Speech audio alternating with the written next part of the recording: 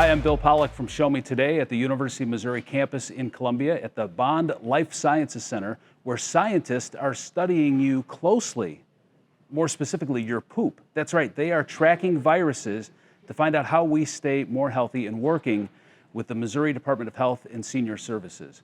So we're going to put on our lab coats, go inside their labs and find out exactly what they're doing to keep us safe and what you can do to stay safe as well. Before we head to the lab, we need to understand where wastewater is collected from. It's not your home. It's a place like this, a wastewater treatment facility.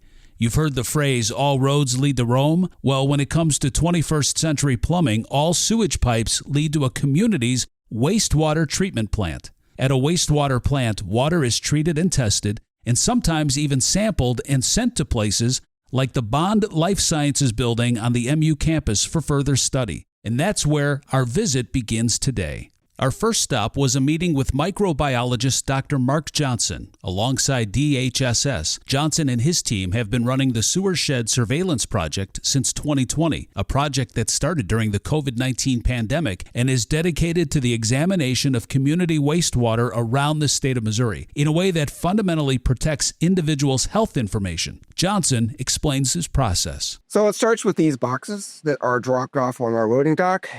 During the height of the pandemic, we would sometimes get over 100 boxes in a morning and had a whole bunch of people in here to unpack them.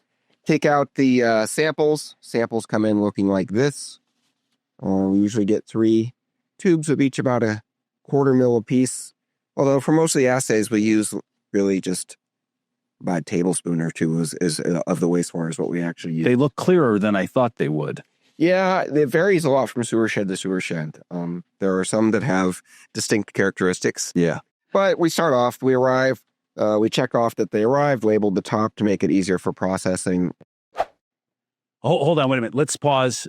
We need a 10-second challenge. Okay. You and I, who can come up with the most variations for the word poop? Ha, you have no chance. Ready?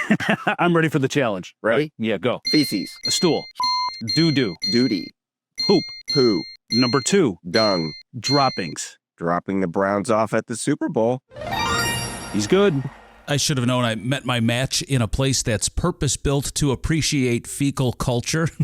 That's a science joke for you folks. How many viruses can be in one sample? Do you know? Millions. Oh, that's scary. We're talking about numbers of virus, millions to billions. There's probably about 100,000 different viruses in every sample, but only a very small fraction of those are the ones we are cared about for public health. Most of them infect the bacteria in our gut, the plants that we're eating, things like that. Yeah. There's specific viruses that you're looking for here at this lab? That's correct. We are mostly interested in the viruses that affect humans and cause disease. Yeah. And COVID was a big one. COVID is what got it all started. Yeah. We started with COVID as a way of independently monitoring which communities have COVID, have outbreaks, had changes in levels, but we've branched out since then to a number of others. What's amazing to me is that in 5 years, you've gotten to this point where I thought this would be something that would take decades to even get started. It definitely accelerated things a lot. Yeah, yeah. And I don't see it going away. We're now at a point where we're not just monitoring COVID and flu, but we can monitor literally every virus in the sewer shed. Yeah. All right, so you get the samples, you get them under the hood, and then what's next? What's this thing? So this is the first robot. It basically has magnets in it that the concentration works that there's these little beads that will bind to the virus, and then you can use these magnets, which will separate the viral particles from the rest of the solution. Yeah. And then that gets released into a very small volume, which is then goes over to these robots, which takes the concentrated viruses and removes, so it separates all what's called the nucleic acid, the DNA and the RNA. Yeah. Does it smell in here? No. No. No. Not when we're just doing wastewater. There's been times when we were doing other types of stool sample when it got a little stinky. But yeah. the wastewater is not bad. After Johnson and his team complete the step of nucleic extraction, the samples are placed in a negative 80-degree freezer before they are handed off to a research professor, Dr. Chung Ho Lin. How concerned should the public be? About what? about what you're doing and what you're finding? We're not doing anything. We're just giving them an unbiased readout of what's happening in our communities. Yeah. We aren't causing anything to be better or worse. We're just giving them a reality check. Yeah. Don't lie. I met up with Dr. Lin, and he explained what happens next. So when you collect the samples from the freezer at the other building and you come here, what are the next steps that take place here? The next step, we have a team of scientists and students that take the sample and help to quantify exactly the copy number of a pathogen we're interested, including the SARS-CoV-2, the variants, influenza, RSV, and all the pathogens that the states are interested. How long does it take this process and these machines to determine how many viruses are present? The protocol it will take about 2 hours, depends on the nature of a pathogen.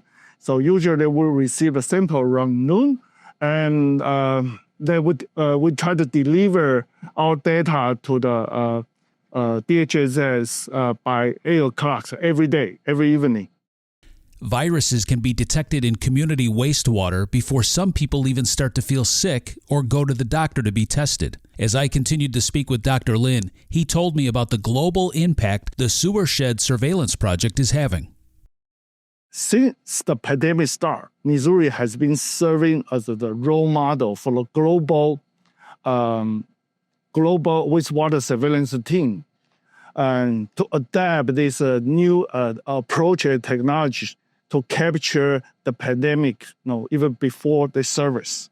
So we are probably one of the largest team, starting back in 2020. We have developed several innovative analytical approach, including the target analysis and the deep sequencing, and we share everything, and we have discovered, and protocol we have developed, share globally.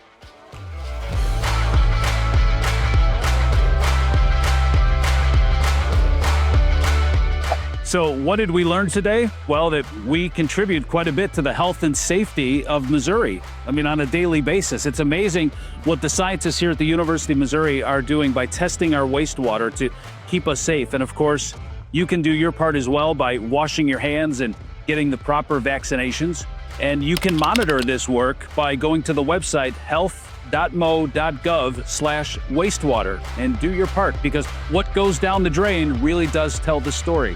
I'm Bill Pollock for Show Me Today.